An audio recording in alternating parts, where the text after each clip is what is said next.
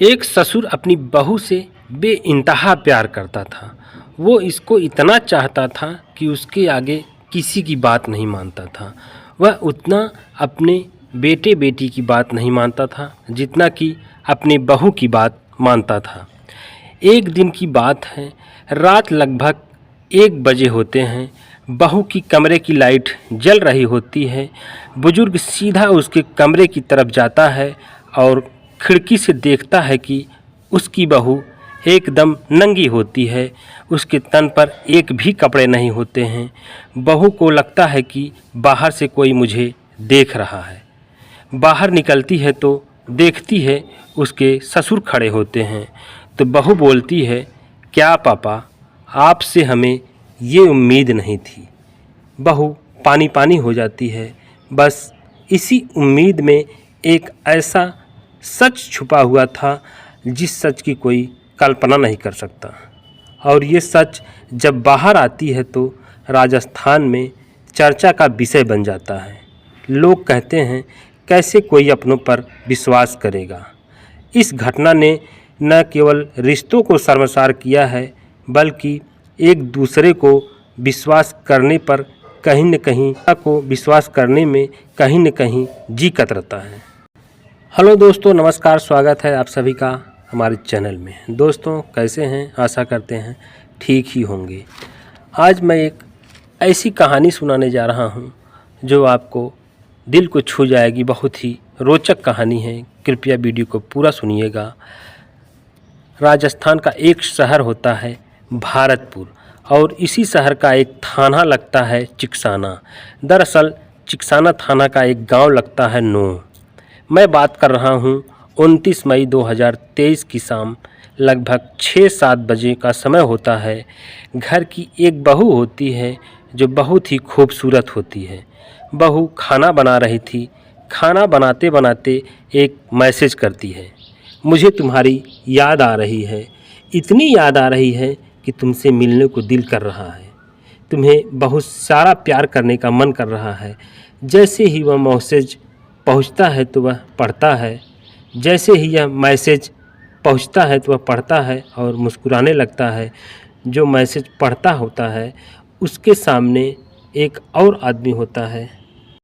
जो मैसेज पढ़ता है उसका नाम होता है भागेंद्र उर्फ भोला। भोला के सामने उसका दोस्त होता है तो उससे पूछता है, क्या बात है, बहुत मुस्कुरा रहा है। तो भोला कहता है, घर से मैसेज आया है कि तुम्हारी बहुत याद आ रही है, तुम्हें प्यार करने का मन कर रहा है। इतना सुनते ही भोला का दोस्त कहता है, चला जा, कितनी दूर है। भोला का घर लगभग 200 किलोमीटर दूर होता है। भोला मैसेज करता है, मैं आ रहा हूँ। तो घर की बहू मैसेज पढ़ती है जिसका नाम रीमा होता है। वह घर की तैयारी में लग जाती है। रात के लगभग 11 बज चुके थे जब घर के एक एक सदस्य सो रहे थे। उस समय एक नए मेहमान की एंट्री होती है। घर में 2 चारपाई होती है। उसके 2 बच्चे होते हैं, एक 6 साल का बेटा और दूसरी 4 साल की बेटी होती है जिसका नाम कार्तिका और कार्तिक होता है। दोनों सो रहे थे। एक चारपाई पर उसका पति पवन कुमार सोया हुआ था। तीसरे शख्स की एंट्री हो जाती है। अभी आपको लग रहा होगा कि ये पति होगा, लेकिन वो पति नहीं होता, वो उसका प्रेमी होता है। रीमा और भोला दोनों शारीरिक संबंध बना रहे होते हैं। उतने में ही उसका पति जाग जाता है और देखता है कि उसकी पत्नी किसी के साथ गलत काम कर रही है। उसके पति का नाम पवन होता है। पवन उठता है, लाइट जलाता है तो देखता है कि उसका पड़ोसी भागेंद्र उर्फ भोला होता है और वह बाहर भोला का दोस्त बाइक पर खड़ा हुआ इंतज़ार कर रहा था कि भोला अब आए, भोला अब आए। भोला के दोस्त का नाम रामू होता है। जैसे ही धीरज चिल्लाने की कोशिश करता है कि तब तक भागेंद्र उर्फ भोला और उसकी पत्नी उसके मुंह को बंद कर देते हैं ताकि उसकी आवाज़ बाहर न जा सके। इतने में पता ही नहीं कैसे उसका गला दब जाता है और उसकी मौत हो जाती है। इधर पवन कुमार वहीं पर गिर पड़ता है और वहीं पर दम तोड़ देता है। इधर रीमा और भोला दोनों सोचते हैं कि अब क्या होगा, लेकिन भोला जाता है, एक कपड़ा लेता है और उस कपड़े में पवन को लपेट लेता है। लपेटने के बाद अपने दोस्त के साथ बाइक पर बैठकर कुछ दूरी पर एक नहर पड़ती है, उस नहर में वह पत्थर से बांधकर उसमें फेंक देता है। दोस्तों, जब इधर पता चलता है कि रीमा के पति गायब हो गए हैं, तो उनका जो ससुर होते हैं रीमा के, वो जाते हैं थाने में एफआईआर करवाते हैं। एफआईआर करवाने के बाद इधर उधर उनकी खोजबीन होती है। जब पता नहीं चलता है, धीरे धीरे 2-4 महीने बीत जाते हैं।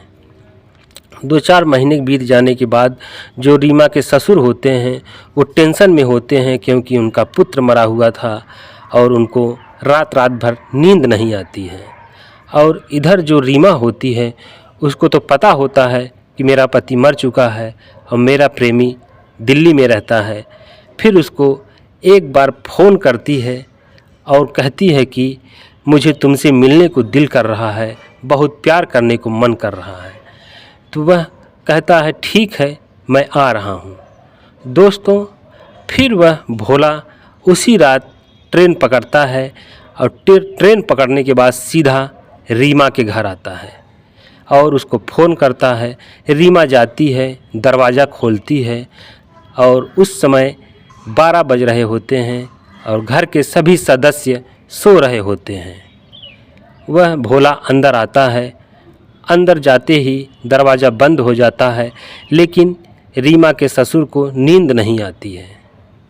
वह जब देखते हैं कि कोई अंदर आ रहा है, तो वह धीरे से चुपके से आते हैं और रीमा के दरवाजे के सामने खड़े हो जाते हैं। उसके बाद देखते हैं रीमा के कमरे की लाइट जल रही होती है और उसमें कुछ आहट सुनाई देती है। उसके बाद रीमा के ससुर वहीं खड़े रहते हैं। लगभग कुछ समय के बाद कहते हैं रीमा दरवाज़ा खोलो। रीमा दरवाज़ा खोलती है तो उसमें भोला निकलता है। अब वहीं पर रीमा के जो ससुर होते हैं उसको भला बुरा कहने लगते हैं। उसके बाद भोला जानते हैं दोस्तों, सच्चाई कभी छुपती नहीं। भोला भी गुस्से में आ गया और कहने लगा कि जहाँ तेरे बेटे को पहुँचाया हूँ वहीं पर तुझे भी पहुँचा दूँगा।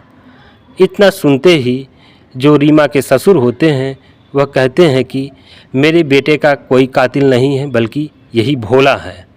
तो दोस्तों, फिर रीमा के ससुर थाने में जाते हैं, भोला के नाम एफआईआर दर्ज करवाते हैं और उसको पकड़ के पुलिस ले जाती है। उससे सच उगलवाती है और जो रीमा होती है वो भी जेल जाती है। उससे भी पूछताछ करते हैं। पूछताछ में दोनों सच्चाई उगल देते हैं, सच्चाई बता देते हैं कि हम दोनों ने मिलकर पवन को मार दिया है। दोस्तों, ऐसे ऐसे केस हो जाते हैं जो रिश्तों को शर्मसार कर देते हैं। अपने ही पति को प्रेमी के साथ मिलकर मरवा डालती है और दोनों को सज़ा हो जाती है। ये रही आज की कहानी दोस्तों। तो ये कहानी कैसी लगी हमें कमेंट बॉक्स में ज़रूर बताइएगा। फिर मिलते हैं एक नई वीडियो के साथ। तब तक के लिए जय हिंद, जय भारत।